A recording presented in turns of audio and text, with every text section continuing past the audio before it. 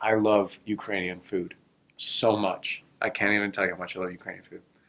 Um, Anyone who's going to Ukraine, just be ready. I mean, as long as you like potatoes and you like beets and you like cabbage, you like vegetables in general, you're gonna get a lot of that.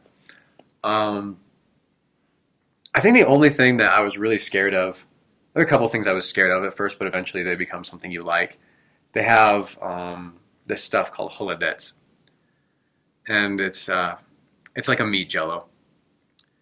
And the idea is it's a meat jello. I mean, there's nothing good about it really. And I've met a lot of Ukrainians who don't like it, a lot of them who do like it. The one thing you should never do is tell people you don't like holodets. Because the minute you say, I don't like holodets, someone says, that's because you never tried mine. And then you're invited over to try their holodets. So don't even talk about it. Avoid the subject altogether. When people ask you, do you like holodets? You're like, and just kind of like vaguely avoid that topic. You'll love it though. Everything is delicious there. It's so good. For people who are from Utah, this will be really simple. It's like Utah, only really humid. So, like in Utah, where it's 96 degrees, it's 96 degrees in Ukraine with 100% humidity. In the wintertime, where it would be in some winters here, like 10 degrees, it's pretty cold. It's 10 degrees out there with 100% humidity. So, it's just extreme on either end.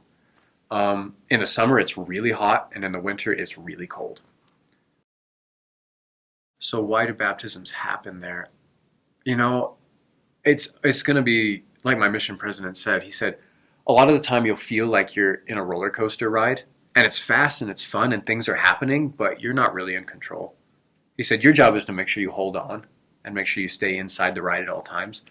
And that's kind of what I felt as I stayed obedient and I just tried my hardest. Things magically happened. Like, not magically, God is involved in it, but it seems like magic. It's just God organizes everything. So it was totally Him. It's just when you're obedient, He knows how to work. He knows you'll work with Him, I guess. I didn't have a single baptism where I could say that I found this person and I taught this person and I did anything really. I walked to the church that day and happened to run into someone who was really excited to talk to us and they had really good feelings about our church. And then that person came to us and said, I had this strong feeling that I need to make changes in my life and I really want to listen to what you have to say. And there were moments where I just felt like I needed to tell them about certain principles, word of wisdom, law of chastity, and it just worked. And it was the Spirit the whole time. It was never my own thought saying, it was never me saying, this is logically what needs to happen. It was always a feeling and it just worked. So I feel like I did nothing to make that happen except for that I was obedient. I guess the biggest thing I'd have to say is that before my mission, I always thought that I can do all of these things because God will help me. I can do all of these things. And like I think that's not necessarily wrong, but I learned on my mission that God is going to help me do incredible things, and it's because He's God and because He loves me. And that's not necessarily the things that I plan to happen because I don't know best. I think that was what happened is I learned to trust that God knows best. And you have to learn that because otherwise you get really, really tired of trying to do things your way and them not working out exactly right.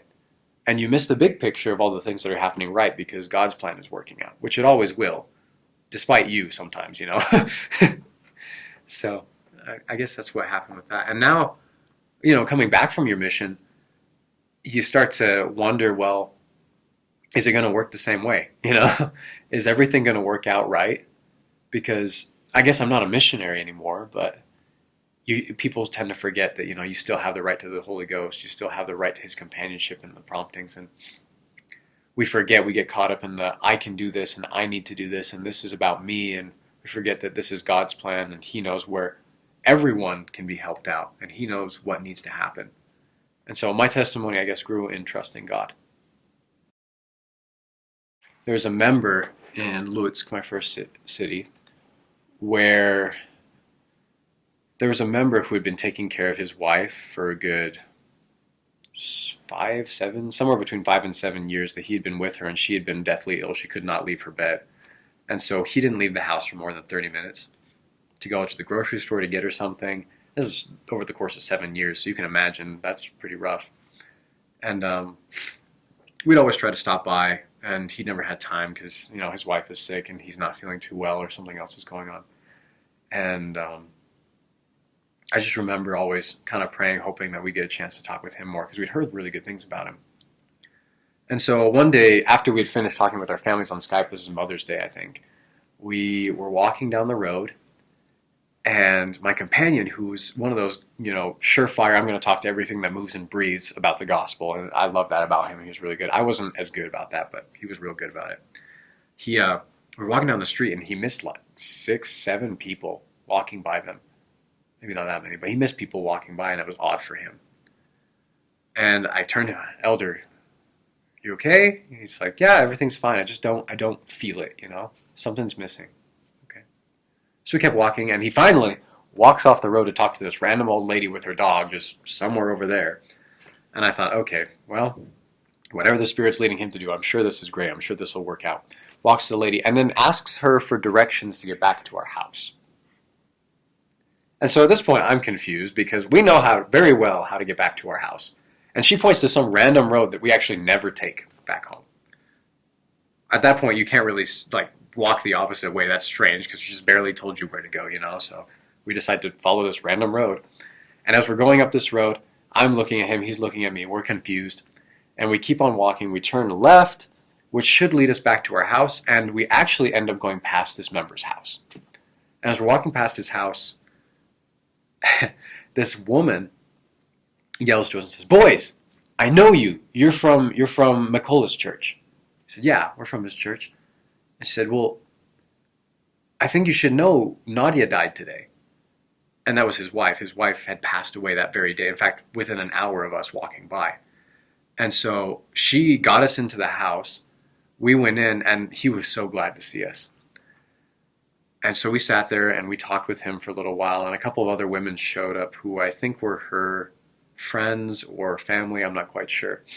They showed up, and then we started to sing hymns, and then we taught about the plan of salvation, and it was just the strongest spirit, because these people had never heard about this. They'd never thought about that. For them, this was a really, really sad thing that had happened. And McCullough understood it, and he was in a better place, but these, in a better state of mind, I should say, and his friends were very excited to hear about this. So we left them with the pamphlets. We told them if they want to learn more, they should let us know. We'll be back for the funeral. They'd asked us to be the pallbearers of the funeral. And so, but as we're walking by, I just remember having this distinct feeling of you were in the right place at the right time for the right reasons to help that man and to help those people. And that was incredible because, like I said, it's like a roller coaster ride. You end up in the place you need to be, and it's just because you're doing what you need to do.